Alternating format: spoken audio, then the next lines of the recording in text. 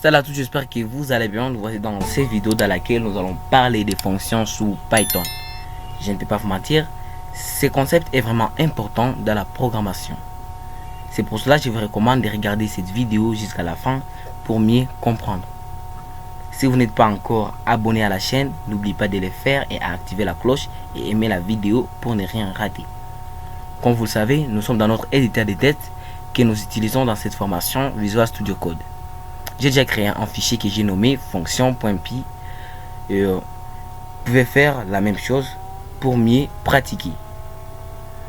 Nous allons devoir commencer par quelques explications qui vont vous permettre à mieux comprendre à quoi peuvent vous servir les fonctions. Donc, une fonction, c'est l'ensemble de plusieurs instructions. Donc, les instructions qui sont stockées dans une fonction. Et ces instructions-là, donc cette fonction-là, vous allez devoir l'utiliser plus tard. Donc, les instructions que vous allez utiliser plus tard parce que ces instructions-là sont stockées. En théorie, vous ne pouvez pas me comprendre, mais quand on va faire la pratique, ça va vous permettre à mieux comprendre. Alors, je vais vous donner un exemple d'une application qu'on peut faire et les fonctions peuvent rendre cette application-là plus facile qu'avant. Supposons si vous voulez créer une application qui sera là seulement pour dire bonjour. Donc, bonjour Dancon, bonjour Hermès, bonjour Merveille. Alors, ça dépend du nom que l'utilisateur a tapé sur son clavier. Vous pouvez être tenté et faire ceci. Name sera égal à input, la fonction input, comme nous l'avons vu dans des vidéos précédentes. Tapez votre nom. Tapez votre nom. Je vais mettre des points. Donc ici, nous avons déjà notre fonction input. Et alors, qu'est-ce que nous allons faire? Print bonjour. Bonjour. Name. Nous allons lancer notre application. Directement, comme vous avez vu, il y a tapé votre nom. Je vais écrire Dan. Non, ça fonctionne à merveille. Ici, qu'est-ce que nous allons faire alors? Je vais copier-coller, CTRL-C, CTRL-V. Je peux arrêter par ici. Alors, je vais faire 1, name 1, 2, 3, 4.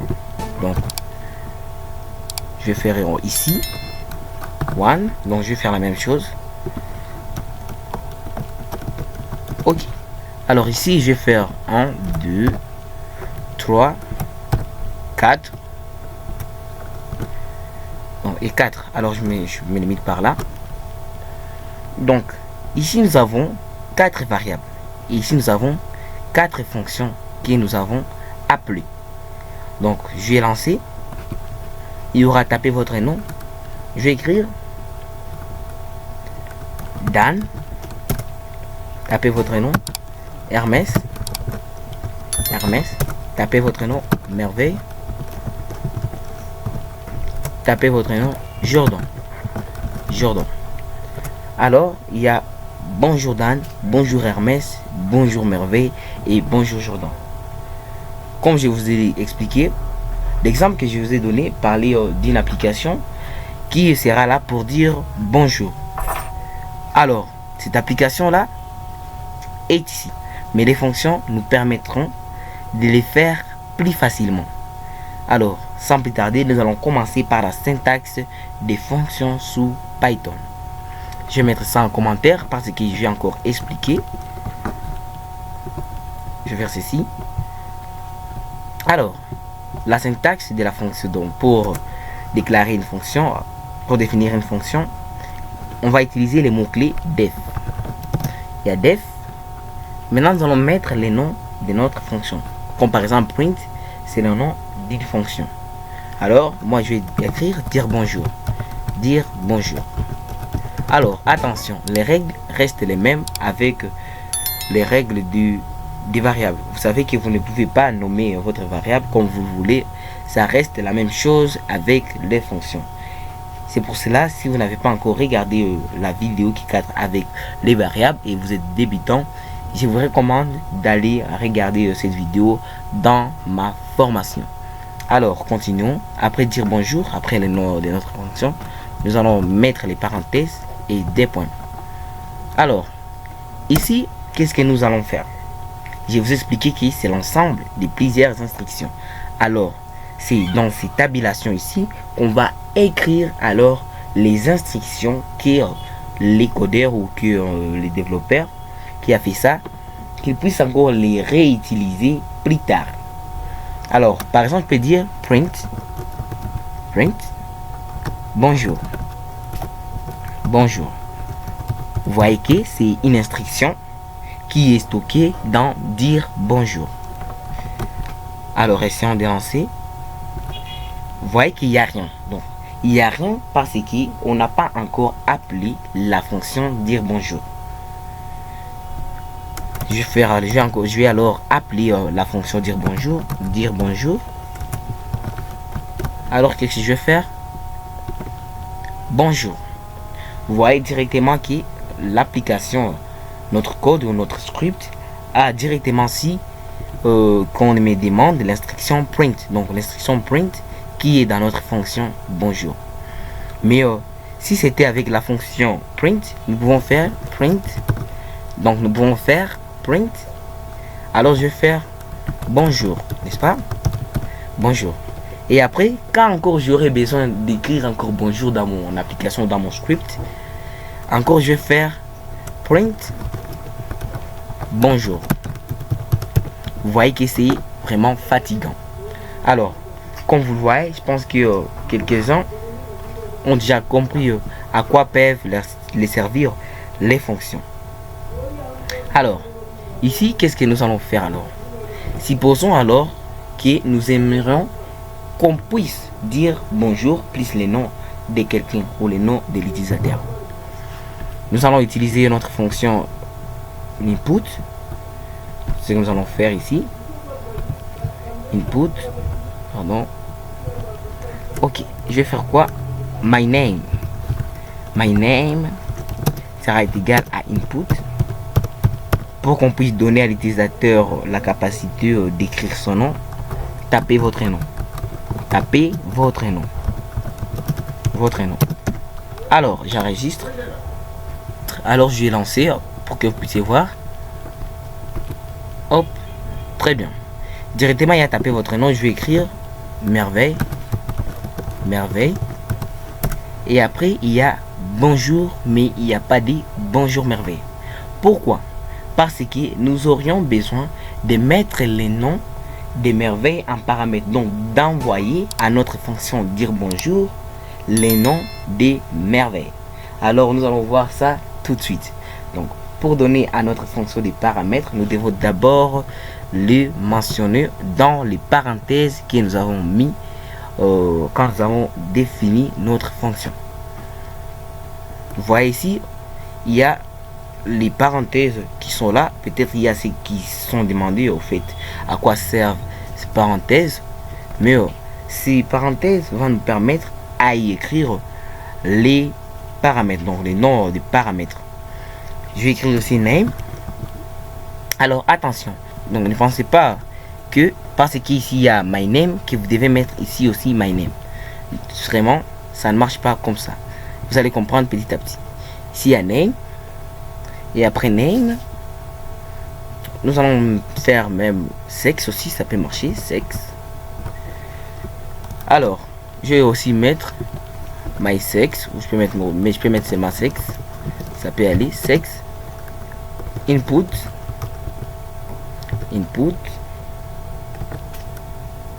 tapez votre sexe,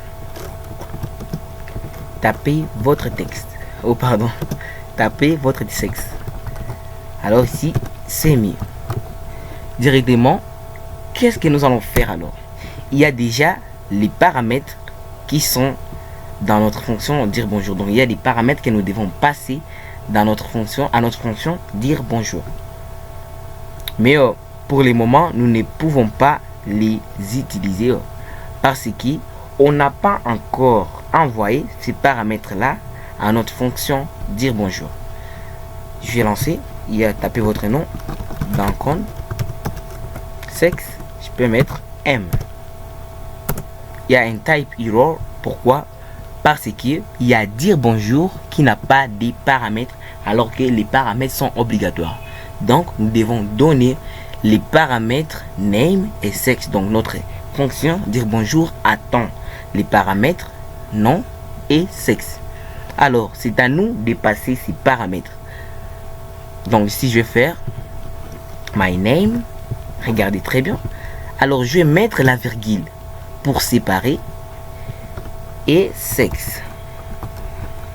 Vous voyez directement, ce sont ces variables ici que nous avons envoyées. Donc les noms que l'utilisateur a tapé et les sexes que l'utilisateur a tapé. Vous voyez, je pense que vous avez déjà compris. Ici, qu'est-ce qu'alors je vais faire? Je vais faire virgule, name, bonjour name, ouais. Alors je vais lancer. Tapez votre nom, je vais écrire Duncan, sexe, homme. Alors regarde bien, bonjour Duncan, directement, ça nous facilite la tâche, mais on a écrit quelques des lignes de code ou quelques 5 lignes de code, je peux dire 1, 2, 3. Donc comme vous l'avez vu, il y a bonjour Duncan. Alors, supposons si nous voulons que l'application puisse reconnaître les hommes et les femmes. Qu'est-ce que je vais faire? Je vais utiliser les conditions. Si vous n'avez pas encore vu la vidéo qui cadre avec les conditions, je vous invite à aller regarder ma vidéo dans la formation qui parle des conditions. Qu'est-ce que je vais faire? Je vais faire if sexe est égal à homme. Je vais faire homme, ou laisse-moi faire seulement H. Des points. On va dire print bonjour monsieur.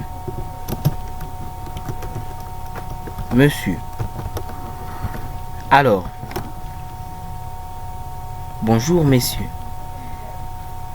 On fait elif, donc sinon si sexe est égal à F. Nous allons faire print.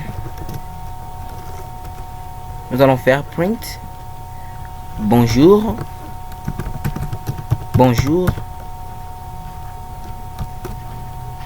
madame name. Alors voyons ce que ça va donner. Oh pardon, je vais mettre else aussi. Else print. Je vais écrire simplement désolé. Alors j'enregistre. Je vais lancer. Tapez votre nom, Duncan. Donc j'ai écrit Duncan. Ici je vais faire alors H. Donc homme. Entrée. Bonjour monsieur Duncan. Directement l'application est capable de savoir un homme et une femme. Alors je vais encore lancer. Tapez votre nom, merveille. Votre sexe F. Bonjour madame merveille. Vous voyez que ça fonctionne à merveille. Je pense que vous savez déjà comment on peut utiliser les fonctions sous Python, et si vous avez bien compris, n'hésitez pas à me le dire en commentaire. Alors nous allons faire un exercice qui va nous permettre à mieux comprendre. Alors mais n'hésitez pas à méditer ces codes et à comprendre à quoi peuvent vous servir ces codes, et je pense que ça va vous servir à mieux comprendre. Mais je vous recommande de mettre en tête que les fonctions vont vous permettre à faciliter les choses. Donc pour ne pas écrire à chaque instant if sexe est égal à h, tout ça, les fonctions vont vous permettre à les faire plus rapidement, et je pense que vous l'avez déjà remarqué. Alors nous allons faire une table de multiplication comme on l'avait fait dans la vidéo précédente qui parlait des boucles. Ou si vous n'avez pas encore regardé cette vidéo, je vous recommande d'aller la regarder. Nous allons alors faire ça dans les fonctions, ou dans une fonction. Alors qu'est-ce que nous allons faire ici? Je vais effacer tout, ou je vais mettre ça en commentaire, pas de souci. Je vais faire def, comme vous le savez, nous allons d'abord définir notre fonction def table ou table. Qu'est-ce que je vais faire ici? Je vais écrire NB. Donc NB, je pense que ça peut suffire, NB. Alors qu'est-ce que je vais faire ici? Je vais faire d'abord i qui sera égal à 0, comme on l'avait fait dans la vidéo précédente qui parlait des boucles. Et alors je vais faire while, tant que ou pendant que, while i sera inférieur à NB. Ouais. Qu'est-ce qu'on va faire? Nous allons faire print. Je vais faire alors i multiplié. Donc on fait ceci,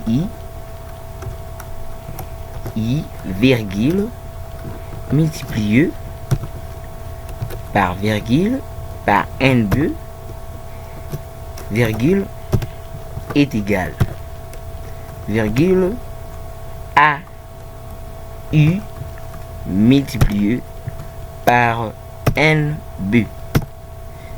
Alors je vais alors mettre ce qu'on appelle l'incrémentation. Je vais alors faire l'incrémentation. Donc i sera plus est égal à 1. Je pense qu'on avait parlé de tout ça dans la vidéo précédente. C'est pour cela que je vous encourage d'aller regarder cette vidéo si vous n'avez pas bien compris. Qu'est-ce que nous allons faire ici alors? Nous allons appeler notre fonction table. Qu'est-ce que je vais faire? Table NB, donc nous voulons qu'on puisse multiplier ça à combien? Peut-être je peux mettre 10. Donc à 10 directement, il y a 1 multiplié par 10, 10, 2 multiplié par 10, 20, 3 multiplié par 10, 30, 4 multiplié par 10, 40, 5 multiplié par 10, 50, 6 multiplié par 10, et ça continue. Et je pense que vous venez alors de voir à quoi peuvent vous servir les fonctions. Si une fois ce n'était pas le cas, si une fois on n'avait pas utilisé les fonctions directement, qu'est-ce qu'on pouvait faire? Je vais mettre ça en commentaire.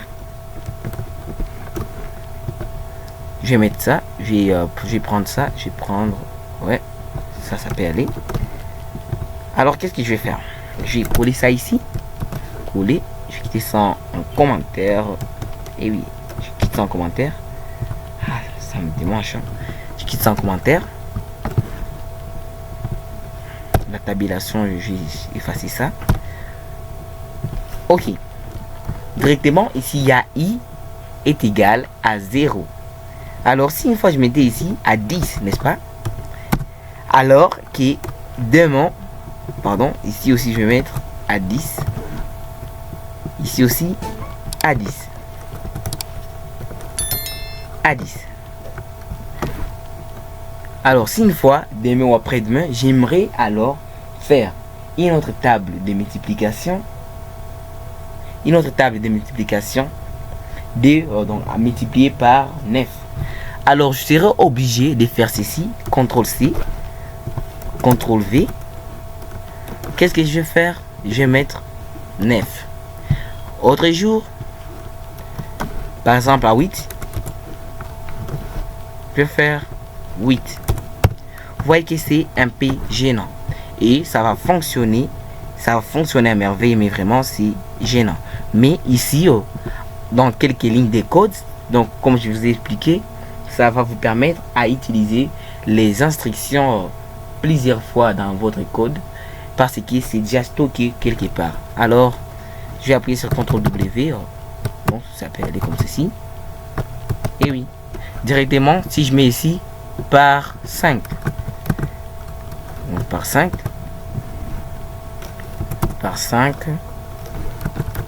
vous allez voir que ça va fonctionner à merveille. Je vais effacer ici. Alors, regardons. Vous voyez, par 5. Ici, nous allons encore faire par 10.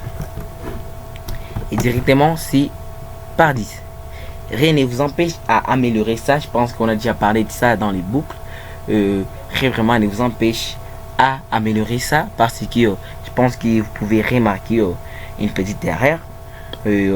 Quand on fait par 5, vous voyez que ça se limite seulement à 4 multiplié par 5. Je pense que vous pouvez réparer cette erreur sans problème. Je pense que cette vidéo vous a plu.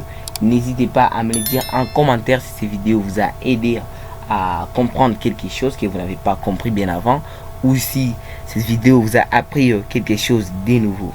N'oubliez pas de vous abonner et à aimer la vidéo. À la prochaine.